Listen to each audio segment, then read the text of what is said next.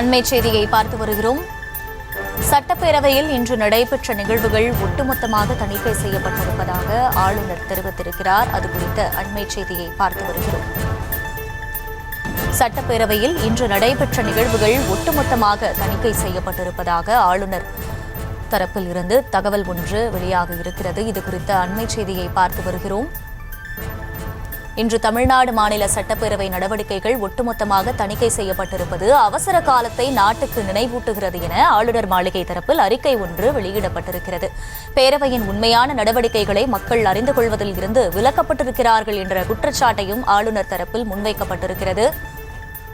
கூடுதல் விவரங்களை செய்தியாளர் ராஜேஷ் வழங்க கேட்கலாம். ராஜேஷ், வணக்கம். ஆளுநர் மாளிகை தரப்பில் பதிவு செய்யப்பட்டிருக்கக்கூடிய இந்த கருத்துக்கள் என்னென்ன, முழு விவரங்கள்? வணக்கம். தமிழக ஆளுநர் மாளிகையிலிருந்து தற்போது ஒரு செய்தி குறிப்பு ஒன்று வெளியிடப்பட்டிருக்கின்றது. அந்த செய்தி குறிப்பிலே காலையில் நடைபெற்ற பல்வேறு விஷயங்கள் தொடர்பாக அதில் குறிப்பிடப்பட்டிருக்கிறது. ஏற்கனவே தமிழக ஆளுநர் மாளிகையிலிருந்து இன்று நடைபெற்ற விஷயத்திற்கு பல்வேறு விளக்கங்கள் கொடுக்கப்பட்ட நிலையிலே தற்போது மீண்டும் பல்வேறு விளக்கங்கள் கொடுக்கப்பட்டிருக்கின்றது. அதில் இன்று தமிழ்நாடு மாநில சட்டப்பேரவை நடவடிக்கைகள் ஒட்டுமொத்தமாக தணிக்கை செய்யப்பட்டிருப்பது அவசர காலத்தை நாட்டுக்கு நினைவூட்டுகிறது என அவர் காட்டமாக குறிப்பிட்டிருக்கிறார். மக்கள், குறிப்பாக தமிழ்நாட்டின் சகோதர சகோதரிகள் பேரவையின் உண்மையான நடவடிக்கைகள், அதில் உள்ள அவர்களின் பிரதிநிதிகளினுடைய நடத்தை ஆகியவற்றை அறிவதிலிருந்து விலக்கப்பட்டனர் என்றும் குறிப்பிடப்பட்டுள்ளது.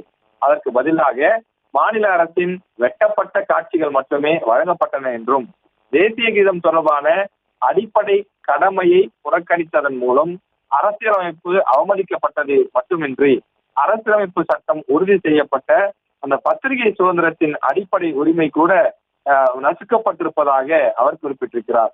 இது ஜனநாயகத்திற்கு நல்லது அல்ல என்றும் தமிழக ஆளுநர் குறிப்பிட்டிருக்கிறார். முதலமைச்சர் மட்டுமில்லாமல் அதாவது பிரதமர் உள்ளிட்ட பல்வேறு நபர்களுடைய அந்த ட்விட்டர் பக்கங்களையும் பதிவிட்டு ராஜ்பவன் மூலமாக வெளியிடப்பட்டிருக்கக்கூடிய அந்த பதிவிலை குறிப்பிடப்பட்டிருக்கின்றது. இன்று காலையில் ஆளுநர் வெளியே சென்ற அந்த விவகாரம், அதாவது தேசிய கீதம் இசைக்கப்பட வேண்டும், ஆரம்பத்திலேயே அது பாடப்பட வேண்டும் என்ற அந்த ஒரு முன்மொழிவினை அவர் தெரிவித்திருந்தார். இந்த நிலையிலேதான் அதற்கு தமிழக அரசின் சார்பில் பல்வேறு விளக்கங்கள் கொடுக்கப்பட்டது. வழக்கமாக முதலில் தமிழ்த்தாய் வாழ்த்தும், அதனைத் தொடர்ந்து நிகழ்ச்சி நிறைவடைந்த பிறகு இறுதியில் தான் தேசிய கீதம் பாடப்படும் என்று தெரிவிக்கப்பட்டிருந்தது. இந்த நிலையில் ஆளுநர் மாளிகையிலிருந்து அங்கு நடைபெற்ற சம்பவங்கள் அனைத்தும் வீடியோவாக வெளியிடப்பட்டிருக்க வேண்டும். ஆனால் அவை வெட்டப்பட்டு ஒரு சில விஷயங்கள் மட்டுமே மக்களுக்கு கொடுக்கப்பட்டிருக்கிறது. அந்த நடைபெற்ற விஷயங்கள் முழுமையாக ஏன் தமிழக அரசு வெளியிடவில்லை என்றும், இது அவசர காலத்தை, அதாவது நெருக்கடி நிலை காலகட்டத்தில் எப்படி இருக்குமோ அது போன்ற ஒரு நிலையை உருவாக்கி இருப்பதாகவும் ஆளுநர் காட்டமாக தன்னுடைய பதிவிலே குறிப்பிட்டிருக்கிறார்.